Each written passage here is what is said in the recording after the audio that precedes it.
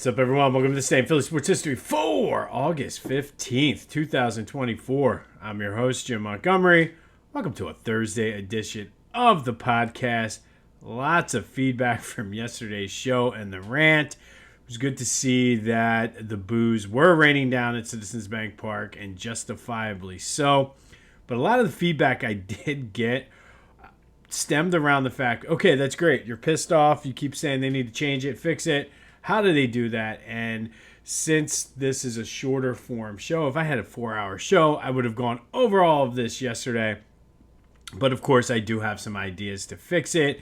And I think part of it, Topper did do yesterday. I was basically give Trey Turner some time off, bench him a little bit. He's likely going to be back in, but I think you got to rest, get Marsh some rest, some Stott some rest. And I want to see more Edmundo Sosa play. And I don't know what you do, whether it's a platoon between those four right now. I don't know, at least until Austin Hayes comes back. It's tough to give Marsh a little bit of time off. I mean, at this point, too, yes, they won yesterday. I'm still not on board with, it's completely fine. Everything is fine. More on the game here in a minute. But Scott Kingery has been tearing up AAA right now. And yes, we've tried that experiment with him, and it has not worked out.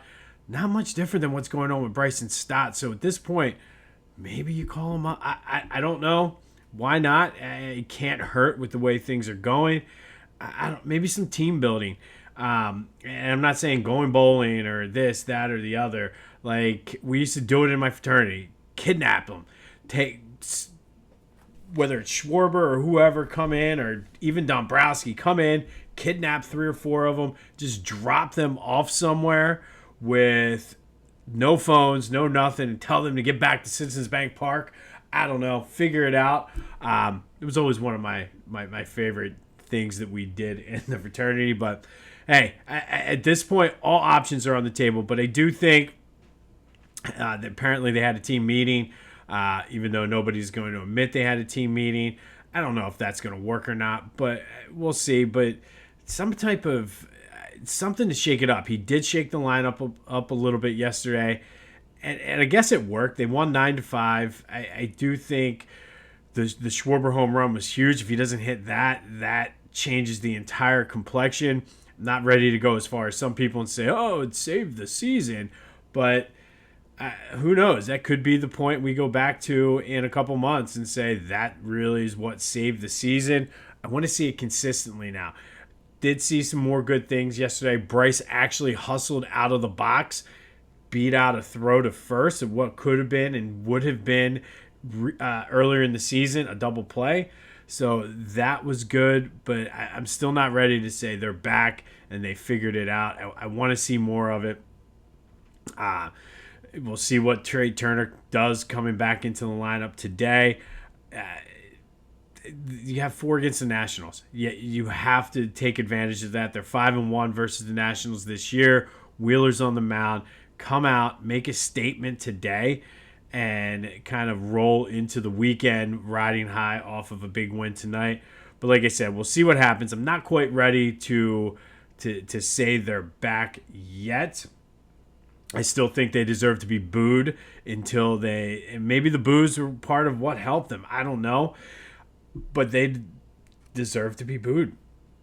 And I was ready to write off that game yesterday the way it started. I think Tyler Phillips is probably done. Hopefully it's with Tawan Walker coming back and Ranger coming back on the horizon. Nothing against him. I like the kid. The whole complete game shutout was great. But he's not there yet, especially if you have World Series aspirations. But we'll get there. I will say, though, like I said, the whole Bryce running that ball out, that's something we have not seen. We've seen a couple times this year where he has not done that. So to see him do that and actually beat it out, hopefully that'll start rubbing off on the other guys. They'll see that Bryce is doing it, so they'll keep doing it. But again, those are my solution to fix it. I do think you got to start setting down some guys. I don't know if they're tired.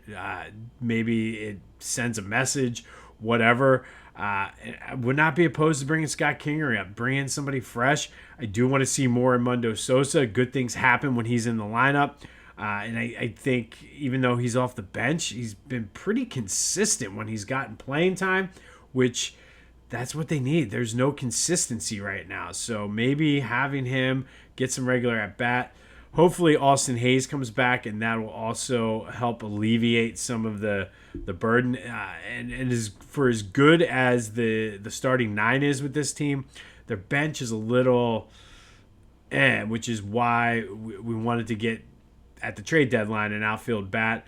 But hopefully this is a good stepping stone and moving forward. I'm still not opposed to just kidnapping them, throwing them in the middle of Fairmount Park or Pennypack Park or somewhere in the suburbs and say, figure out how to get back to Citizens Bank Park.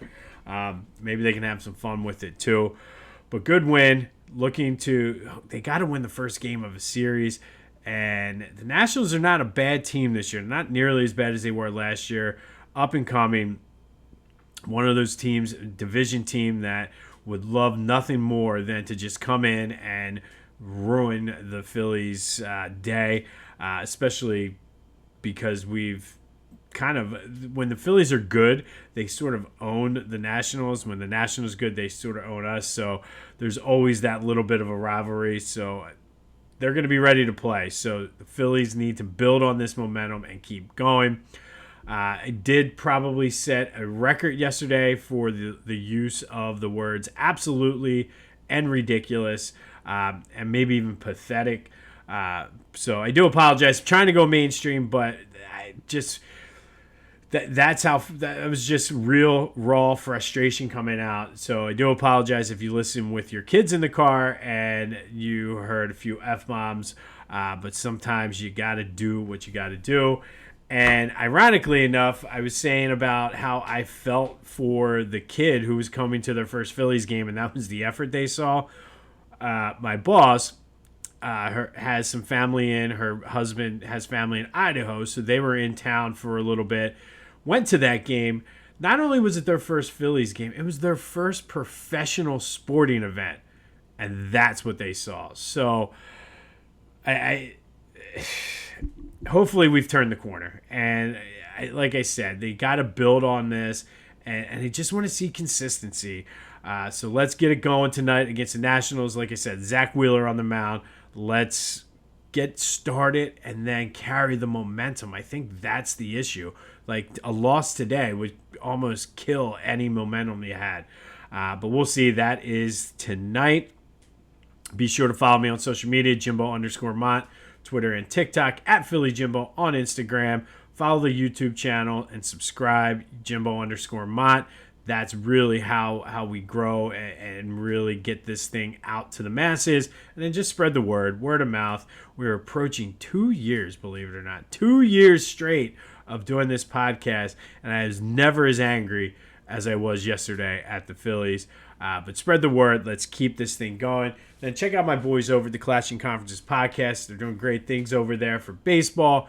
Gearing up in a couple weeks for the football. I've signed on to be doing some guest spots with them, not only for football, hopefully for some playoff baseball, and then once they get into basketball season as well. So looking forward to that. But go give them a listen. Check them out wherever you get your podcasts as well as on YouTube.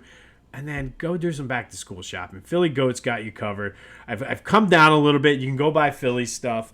I was almost ready to wear a Philly shirt today. I'm not quite there yet, but doesn't mean your kids won't be ready when school starts. Go to phillygoat.com, do some back-to-school shopping, get some stickers for their water bottles, and use the promo code Jim Montgomery for 10% off. Helps me out. It'll help you out. And let's Ryan and the team over at Philly Goat know that you're listening.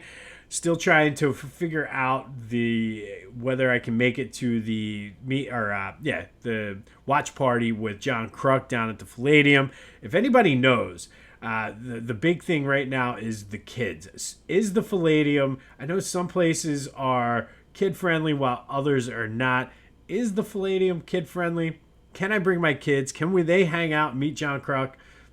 More importantly, does John Kruk want to meet my kids? But if you know anything about the Palladium, if it is kid-friendly-ish to bring the kids down for the watch party, let me know that. But that is, I believe it's the 25th of August, whatever that Sunday is at 2 when they play the Royals. Ranger Suarez might be back in the rotation by then. But go to phillygoat.com. Use that promo code Jim Montgomery. And if you know if the Palladium is kid-friendly or not, let me know. Like I said, some places are really kid-friendly. Some places not so much. And I know the Palladium, it's been a few years since I've been there. So if you don't know, let me know. And go and meet John Kruk and watch the Phillies take on the Royals. Big game tonight, and we're not talking about the Phillies Nationals. Up in Williamsport, the Council Rock Newtown Little League team makes their Little League World Series debut tonight, playing a team from Texas at 7. This story is actually pretty cool. It's a double elimination tournament, by the way. But they've won 18 straight. I've mentioned that. But I was reading an article today in the Inquirer, and apparently the Little League World Series is 10 and 12-year-olds. So this team has been together obviously since when they were younger, because it's the same coach and they kind of work their way up through it. But they played in the tournament as 10-year-olds, as 11-year-olds, and now as 12-year-olds. So the first year they made the Pennsylvania State tournament, didn't go as well as they planned, but they were 10. So they came back last year and made it to the Pennsylvania final and lost. So they were hungry. It's kind of like that cool feel-good story. They were hungry and have rolled through all of their tournaments. I told you, winning 18 straight. They haven't lost since tournament play started. So will this be the year? Will they be able to just keep it rolling? We're looking forward to that. It definitely will be on our TVs tonight, and I'll have the Phillies game on the iPad. But excited to watch this. But the Council Rock Newtown Little League opens up their Little League World Series play tonight at 7, looking to continue and win their 19th straight. But like I said, that article was pretty cool of how they've played together for 3 years, made it so far. It's 10-year-olds, made it to the state finals as 11-year-olds, and then just kicked through the door and made it to Williamsport. I will also have probably one of the kids or my wife's iPad with the Eagles game on. This is where picture-in-picture really comes through as the Eagles take on the Patriots tonight up in Foxborough. No word yet still on whether the starters play. I'm not expecting it, at least on offense. I think defensively some of the starters will play. And really, those are some of the things I'm watching tonight. I want to see the defense just hopefully continue to grow, specifically the linebackers. Like, obviously, Devin White is going to be your starting middle linebacker, but I still think it's kind of open. I know they keep saying Zach Bond, but Nakobe Dean and Jeremiah Trotter have been playing well. I don't think Trotter's going to be a starter, but Dean could kind of sneak his way in there and take over one of the starting linebacker spots. But I do want to see more out of Trot, because I think I want to make sure and see it again before I say he's going to get some significant playing time. But again, his pedigree is there. He went to Clemson. His dad is an Eagles Hall of Famer, and he just had a nose for the ball. He knew what he was doing. So I'm watching the linebackers tonight. I want to check out the offensive line, and if it's not going to be the starters, that's going to concern me somewhat, because they didn't do well apparently in the joint practice. So I would like to see, like I said, one series would be enough just to kind of put some of my nerves at ease, I guess. But I also am looking at the offense in general. Just want to see more continuity no matter who's in there, motions, under center, things like that. The things that were missing last year. So I'm looking for that.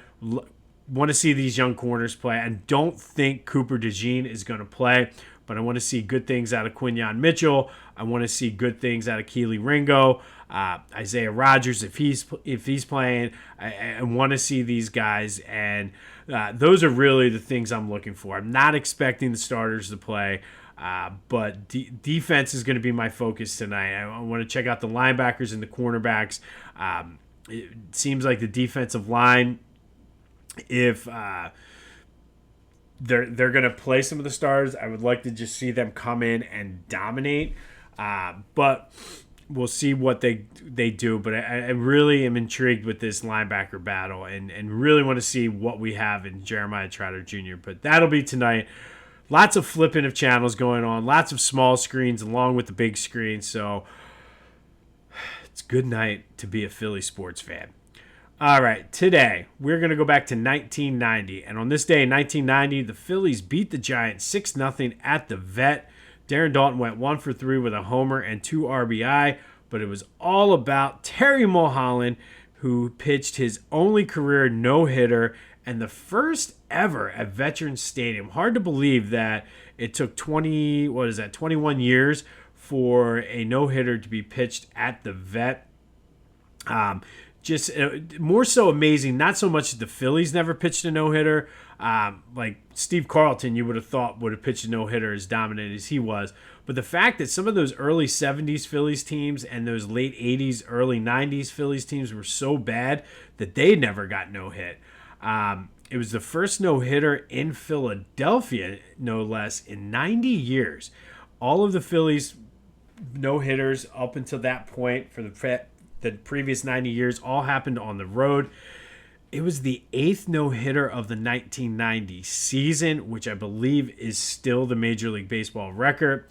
And to top it all off, the Giants were Terry Mulholland's former team, so he was able to enact some sort of revenge there against his former team. But Terry Mulholland was lights out the entire night. The only thing that cost him a perfect game was a Charlie Hayes throwing error that pulled John Kruk off the bag, but they did get a double play. So the final line for Terry Mulholland, 27 batters up, 27 batters down, 0 hits, 0 walks, 8 strikeouts, and that one costly error by Charlie Hayes, who ironically made a ridiculously nice catch on the final play. Gary Carter was up as a pinch hitter, ripped one down the third baseline. Charlie Hayes reached over, grabbed it, and made up for his throwing error. And Terry Mulholland, to his credit, also went 1 for 3 at the plate with an RBI that night. So just a great night for Terry Mulholland as the Phillies beat the Giants 6-0. Terry Mulholland with the no-hitter, first ever at Veterans Stadium on this day back in 1990. Could use one of those from Zach Wheeler tonight. Just throwing that out there. All right, we continue our 20 questions in 20 days with the Philadelphia Eagles as we preview this upcoming season. And yesterday, recap, we spotlighted Jalen Hurts and asked, would the real Jalen Hurts please stand up? My question to you was, is Jalen Hurts a top 10 quarterback? 73% of you said yes, he is. I tend to agree. Like I said, I have him somewhere in that 6 to 9 range, depending on, I guess, my mood and when you ask me. But I do think he's a top 10 quarterback. I think he's going to expand. But thank you, as always, for participating in the question of the day. We will have another one here in a minute. And today, we're taking a look at Kellen Moore. And the question of the day is, how good, or I shouldn't say the question of the day. Today's question about the Eagles is, how good can this offense be under Kellen Moore? And I think as much as we want to turn the page and not go back to last year, we have to go back to last year. And I heard an interview with Jason Kelsey that said when they struggled, they simplified things in the offense. They said usually you can go one of two ways. You kind of increase the complexity out of it, or you simplify things and go back to basics. The Eagles went back to basics. However, they went maybe too far back to basics, and we saw it. They became very predictable in what they were doing. But that is what it is. So I think we're already seeing more complexity from the offense just from what we're hearing out of camp and what we saw in the preseason game last week. A lot more motion, a lot more putting the quarterback under center. So I think we're going to see that. And obviously it's going to be nearly impossible for the offense to not look better this year under a new offensive coordinator. But I like what I'm seeing, and that's why one of the things I want to look for tonight, I want to continue to see that continuity and just crispness and just mixing it up a little bit. Kellen Moore's offense looked pretty good, pretty fluid with Kenny Pickett and the backups the other day. So that is a good thing. But ultimately, it always comes down to the players. But I think as Jalen Hurts gets more comfortable in this offense, you're going to see him excel even more. And then if what he said is true and 90% of the offense is new, then the more he gets comfortable, the more he knows, the better we're going to see. The offensive line obviously is a question. The reports were not good coming out of the joint practice the other day. Are they going to struggle without Jason Kelce, who was their leader? I don't know. Will people be able to step in? I think you're having guys play more of their natural roles this year, which I think will be good. Mekhi Becton is a real wild card. It does look like he's going to be the starting guard. Hopefully that is a good move. But I have full trust in Jeff Stoutland, though, that he's going to get these guys playing. And depth at offensive line is always one of the biggest strengths of the Eagles, going back to the Andy Reid days. So I think that will bode well for Kellen Moore's offense, because the offensive line is going to be key to this. You got to give Jalen time to throw. You got to open up the holes for Saquon. And obviously, I mean, that's football 101. But when you're implementing a new offense, you need to make sure the line plays well. And like I said, I don't think there's any way the offense won't be better.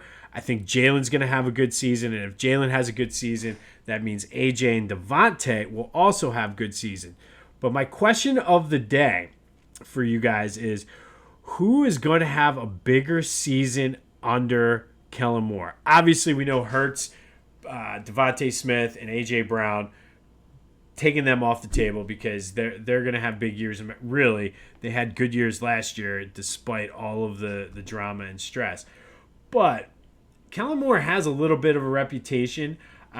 He turned Dalton Schultz into really excelled as a tight end under Kellen Moore. Last year, despite all the injuries in LA, I always want to say San Diego, but all the injuries with the Chargers last year, Gerald Everett had a very, very nice year. So Kellen Moore is not afraid to use the tight ends. He even had Jason Witten for his first year or two, I think, in Dallas as well. So tight ends have really done well under Kellen Moore. And then he had a solid running. I mean, injuries hurt him in LA last year with the Chargers. But he kind of turned Tony Pollard into a 1,000-yard rusher. And they had a pretty good 1-2 punch with Pollard and Ezekiel Elliott as running backs. So the question is, which guy is going to have a bigger season and more success under Kellen Moore's offense? Is it going to be Saquon Barkley, or is it going to be Dallas Goedert? I think they both are in line for big years. But which one's going to excel more in Kellen Moore's offense? 267-495-8531. That's the Back to the Future voice and text line. Get that. Anything else Philly sports related off your chest as well. Want to still vent about the Phils? I'm telling you, it was therapeutic. I felt good throughout my day yesterday after the vent session. All of it's fair game. Get your Philly sports thoughts out. Want to cheer on the Newtown or the Council Rock Newtown Little League? Do it there. Send them a well wish.